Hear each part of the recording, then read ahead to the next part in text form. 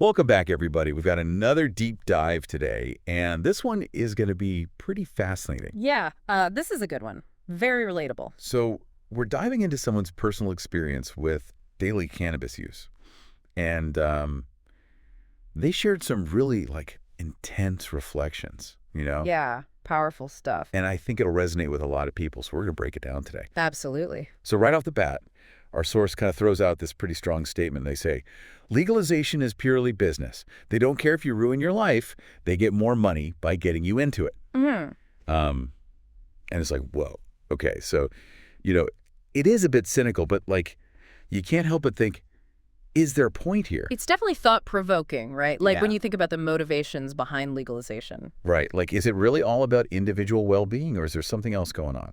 Yeah, it really makes you think about that landscape and how to navigate it. For sure. For Yeah. sure. And then they kind of follow that up with this advice, and they say, only start and continue daily usage of weed if you can get your daily life on the best way possible, just like when you were sober.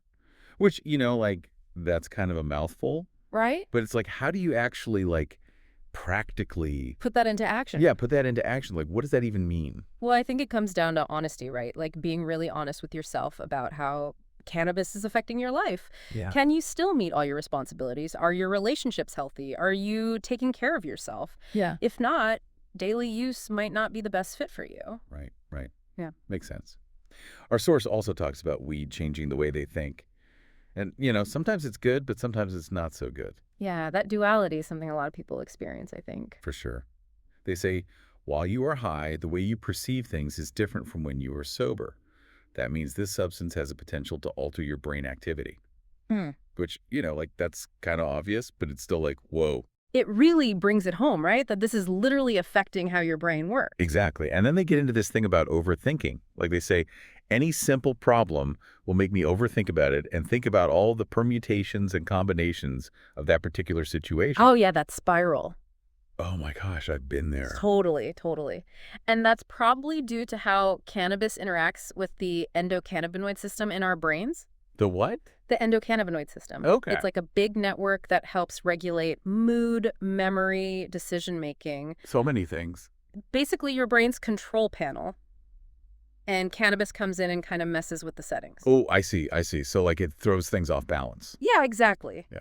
It can affect those areas of the brain that are responsible for focus, for making decisions. That executive function you were talking about. Exactly. It's like your brain wants to stay on track, but it's getting all these mixed signals. Interesting. But our source also talks about this incredible motivation and creativity when they're high. They say, I get the highest amount of motivation and different ideas to work with and make changes to the whole world.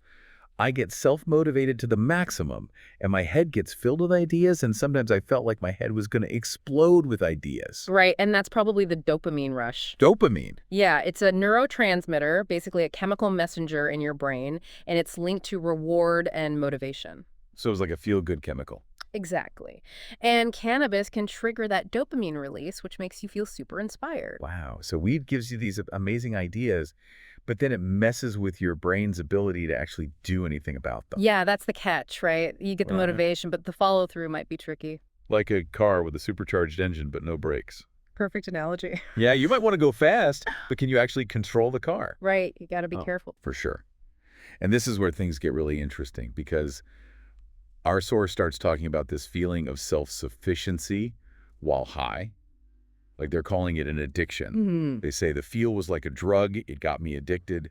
Like, whoa, this is intense. It definitely speaks to how powerful that feeling of independence can be when you're high. Yeah. And it's where the line between enjoying the effects and developing a dependence can get really blurry. Yeah, like you're feeling empowered, but it's tied to this substance. And for some people, that can become a really slippery slope. Absolutely.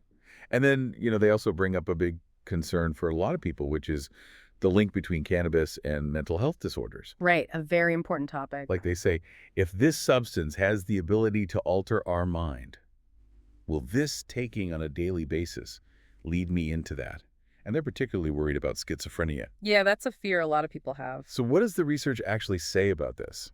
Is there a direct link? It's complicated, and we have to be careful about drawing any firm conclusions. Some studies have shown a correlation between heavy cannabis use and an increased risk of developing schizophrenia. Right. But it's not as simple as saying cannabis causes schizophrenia. I see. It's more about understanding that there are potential risks, especially for people who might already be predisposed to mental health conditions. Got it. So it's not a guarantee, but it's something to be mindful of. Absolutely. That's all. It's about understanding your own individual vulnerabilities and making informed decisions. Right. And like you said before, being honest with yourself about how cannabis is affecting you. Exactly. If you have any concerns about your mental health, talking to a healthcare professional is always a good idea. Always good to get that professional guidance. For sure.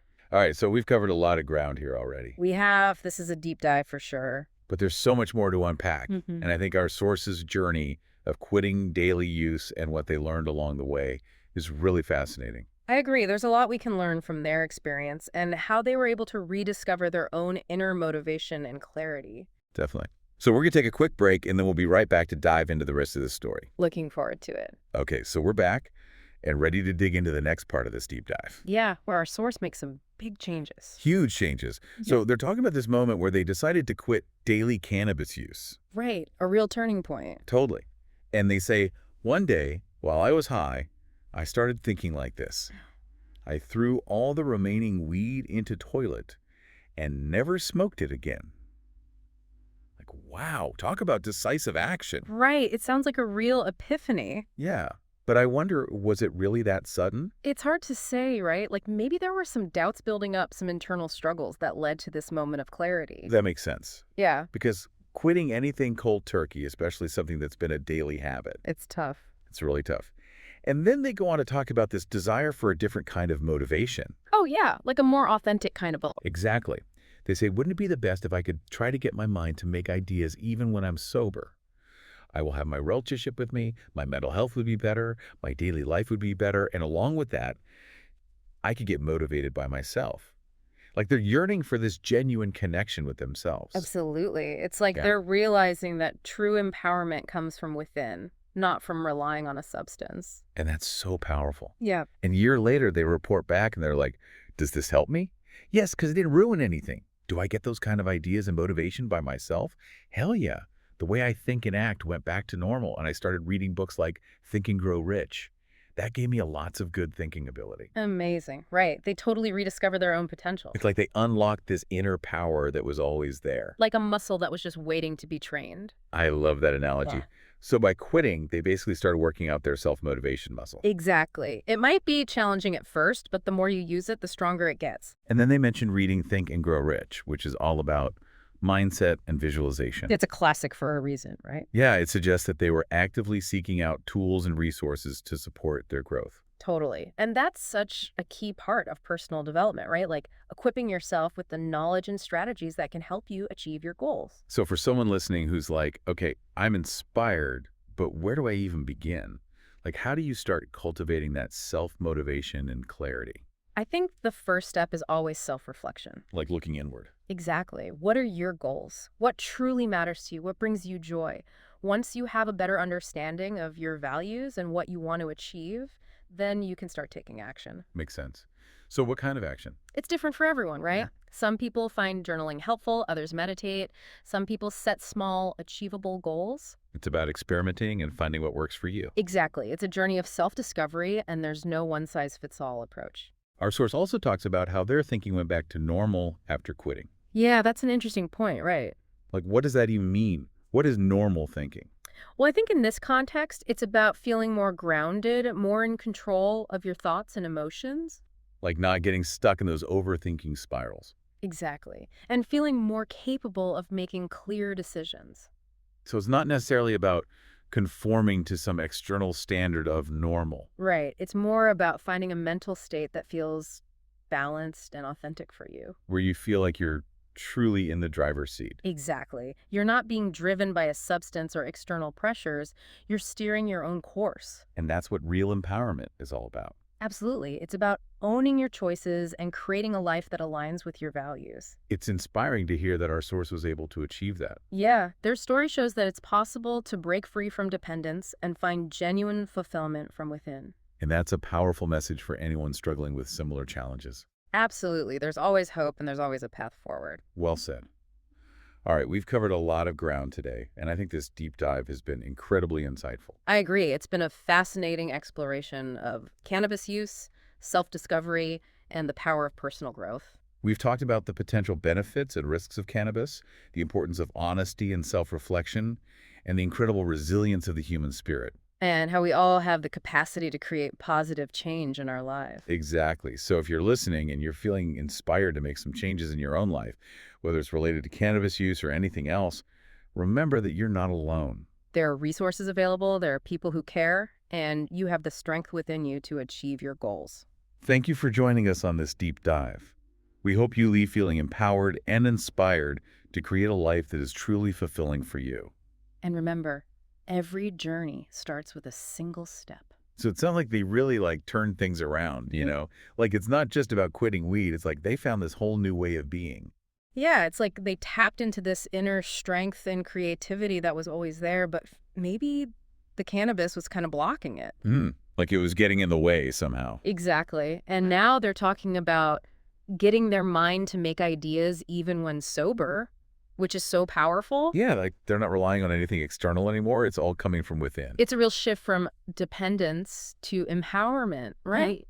Like Yeah. realizing that you have the capacity to generate those feelings and ideas on your own. And they specifically mentioned Think and Grow Rich, which is all about mindset and visualization. Oh, yeah, a classic for a reason. So it seems like they were actively seeking out knowledge and tools to help them on this journey. Absolutely. And that's something I always emphasize to people who are looking to make changes in their lives. Like it's not enough to just want to change. You got to equip yourself with the right resources. Exactly. Think of it like going on an expedition. You wouldn't climb a mountain without a map and the proper gear. Right. You got to be prepared. And personal growth is no different. You need knowledge, strategies, and sometimes even guidance from people who've been there before. So for our listener who's maybe feeling overwhelmed, like, okay, this is great, but where do I even start? I think the first step is always self-awareness. Okay. Just start paying attention to your thoughts and feelings. What triggers those bursts of motivation? What drains your energy? Like, what are the patterns in your own mind? Exactly. Once you understand your own internal landscape a little better, then you can start experimenting with different approaches. Okay, so like what kind of approaches? Well, there's so many things you can try.